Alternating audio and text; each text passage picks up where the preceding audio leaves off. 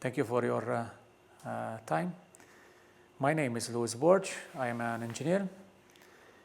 I have finished a master's last year, and now I have started a PhD on sustainable development in the Mediterranean region.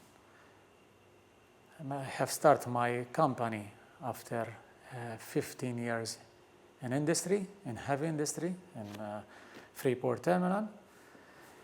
And in 2001, I have started my idea of renewable energy, sustainable development. Before, I have been in politics with the Green Party, and I have noticed that people in Malta, they are close to their parties. They are not ready to move. We are speaking about 1997 at that time. And then I was thinking that I need to do something as regarding renewable energy. What I believe I need to do an action on it. I started this business on energy audit. Energy audit, it was something very new. It was like a man from space, totally. No, an alien from space. And I've been in an interview with an engineer, and I lose him what I'm saying. It's like speaking about something that is not existing. I have seen that the crude oil is going to increase its price. And I have started my preach that in 2010 date we're going to have a spike which will remain. And the price has started to increase during the years. And in 2010 date we have seen the oil, I was estimating it will be an $80, and the crude oil went to 160, double the price. It was not the real price at that time. We know today it's a history. The price is about, it was, the means should be 80, and nowadays, for example, the price should be about 100. So the price, today price, is not actually the price of oil. And we know it also due a number of news we have. This is right now the price of crude oil is just because of a war. There are the American and the Russian, and they are instead of doing a war with weapons, they are doing a war with oil. Renewable energy, it is free. And sometimes we don't think about this energy as a gift. The crude oil is a gift also because it's a natural source. So the crude oil is a carbon which was in the atmosphere and went under the 6 million years ago, or during the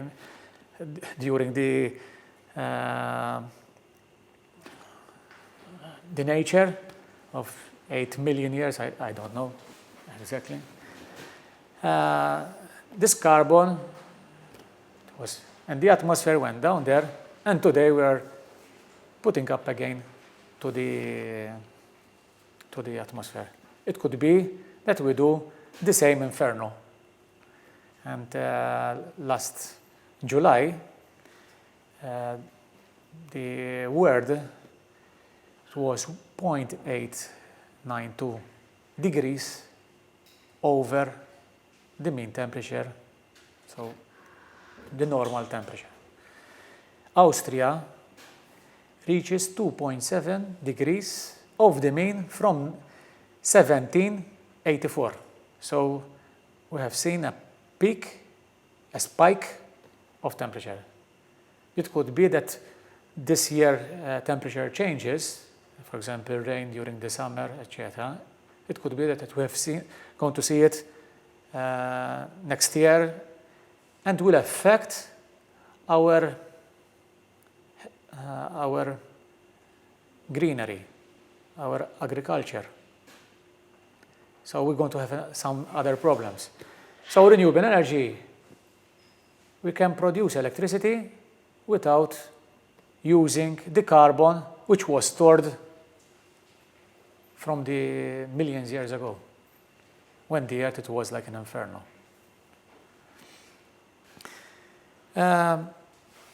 Renewable energy in Malta have started kicked by the first funding, the EU funding for the households. It was a great time because what you believe, you start to see some fruit or some flowers from the plant, not from the tree. And from that day, we have started the evolution on renewable energy for Malta. I believe still we need to do much more, much more.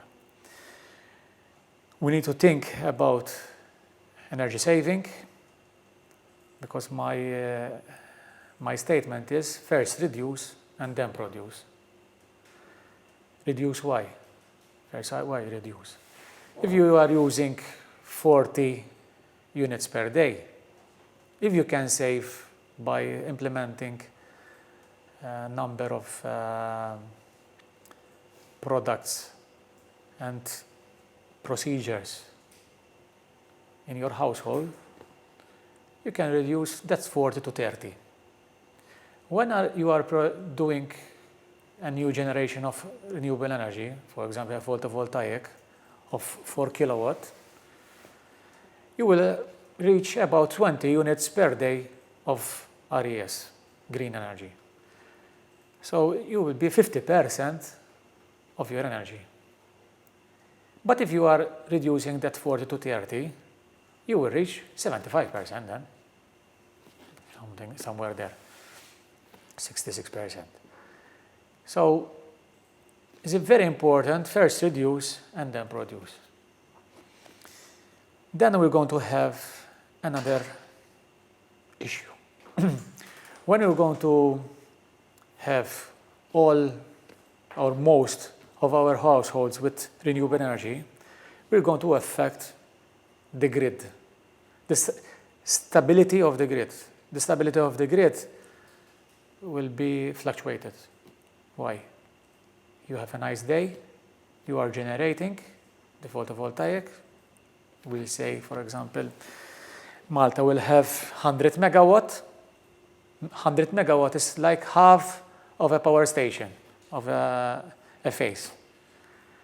And a shadow comes. We are a small island, we cannot say how the cloud is coming, and it will affect the grid and will have a blackout. So we need to have something that Tesla, the company Tesla, have introduced in the market last April or May. The storage at very good price. It's $3,600 American dollars installed in America for 10 kilowatts. It's like 10 units per day. And I believe that is the future, storage. And we can store the energy not just in batteries, we can store the energy in cars. We can charge the building with cold air, with hot air. If we have a good insulation, a good envelope, we can charge our limestone. We have an advantage. We use that advantage. And for example, in north of Europe, cannot use that advantage because they have no stone, they have partitions. So we say that our limestone is a disadvantage, but in reality, for energy, is an advantage. So energy storage is going to be a new era of business. Then we have the era of smart grid, smart homes, smart equipment, smart everything. Also smart to open the door. The door knows that you are parking the car. It starts the air conditioning. It starts the washing of the clothes, etc. So that's a new era of energy saving, because you can save energy. Why? You are producing photovoltaic during the day, energy from the photovoltaic. You have an excess energy. The grid gives a pulse to these equipment and start to work. You have, for example, a dishwasher, and it's waiting. This dishwasher waiting for the signal from the grid.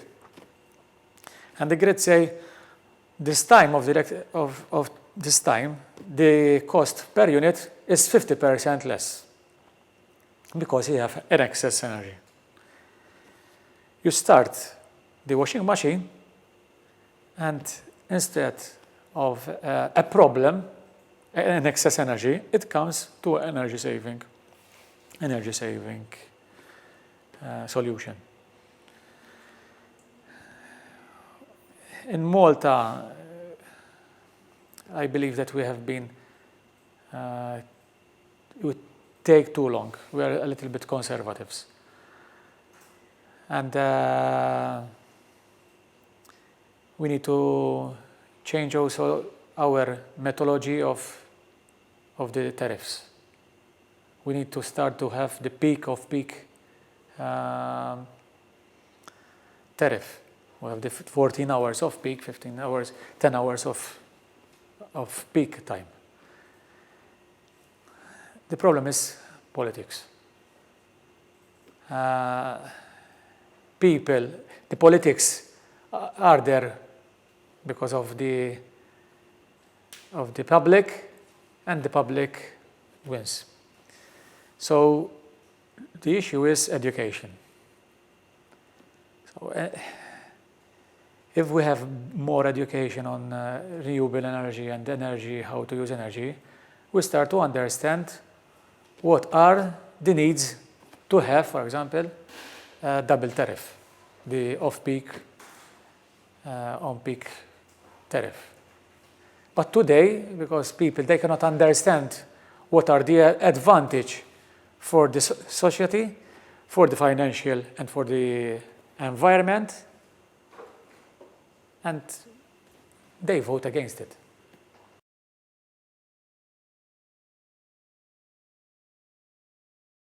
Hello, my name is Adrian Mifsud. My profession is primarily a policymaker at the Department for Local Government, and I'm also a visiting lecturer in numerous colleges and universities in Malta.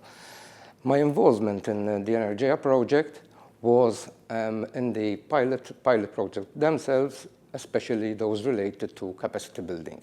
The capacity building exercises were really interesting, especially the approach adopted, and from there on off, we shall be conducting a series of other meetings with local councils and their respective associations in order to ensure that the main topic of the project, which is obviously renewable energy, will be diffused at local level. Our intention is also that we'll not keep it just as local, but we go regional and possibly on a national level, whereby we can also include European institutions, and we shall be encouraging the Covenant of Mayors, especially the participations from local mayors abroad. If we achieve this aim, then we will be meeting also the aim that we are expecting from this project, and obviously the most important issue is that we have more local authorities, more local communities, more people renewing the energy at home.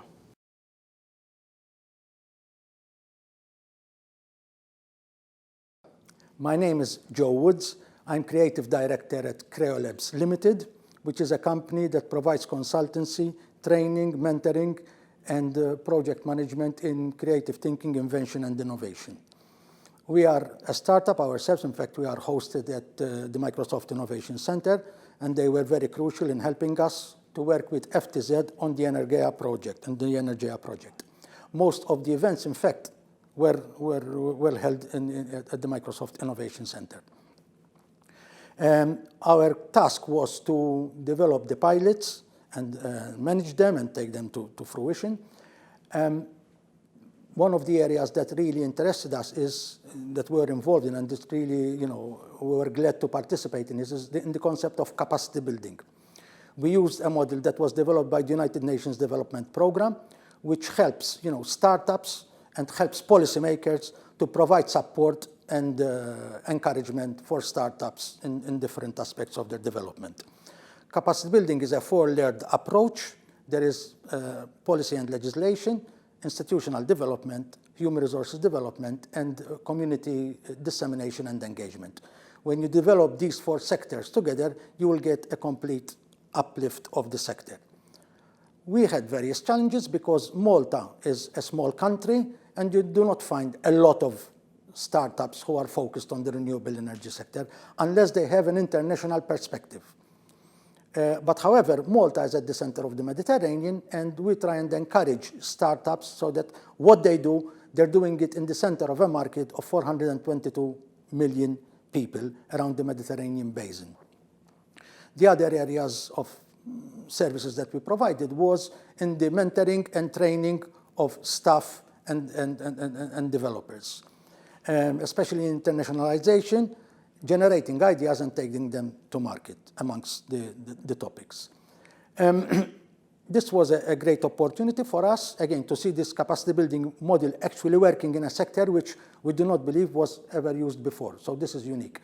But in a small state like Malta, in an island state like Malta, we could become a pilot for, where this capacity building model for renewable energy sources could be ported to other larger countries.